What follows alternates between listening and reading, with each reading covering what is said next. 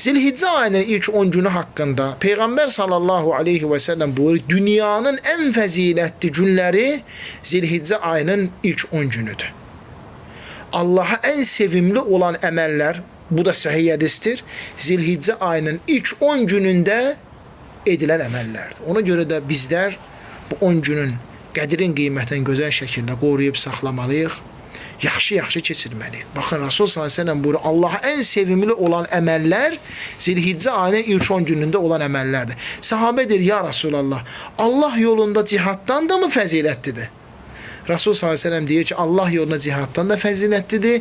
Yalnız o şəxs ki, malı ilə, canı ilə gedib cihada, nə malı geri qayıdmır, nə canı geri qayıdmır. Allah yolunda şəhid olur. Bu, onun nə qədər üstün fəzilətli olmağın göstərir. Allah Teala bizləri bu əzəmətli günlərə yetişdirib çatdırsın.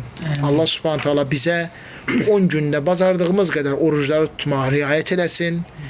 Arafa günün orucla, dua ilə keçirməyi bizə nəsib etsin. Arafa günü cəhənnəm odundan xilas etdiyi şəxslər arasında, ya Rabbi, bizi də xilas elə. Allah Teala bizi Qurban bayramına yetişdirsin və uca Allah imkan bəxş eləsin ki, qurbanlarımızı kəsək, Allah yolunda onu kasıba, küsuba, fağır fuqaraya, qohum əqrabaya, yetim yesirə verək və Allah Teala bizləri bu ibadətlərimizi qəbul olunmuş şəkildə yaşamağı nəsib etsin.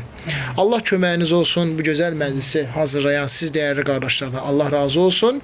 Allah Teala bizləri bugün burada toplayıb cəm etdiyi kimi cənnətdə, Firdevs cənnətində peyğəmbərlər ilə, siddiqlər ilə, şəhidlər ilə və əməl-i salih insanlar ilə toplayıb cəm etsin. Allah Teala ən doğrusunu, ən gözəlini bilir. Subhaneke Allahumma bihamdik. Əşhədu ən la ilahə illə ənt. Əstəğfiruka və ətubu iləyik. Allah bərəkət Amin.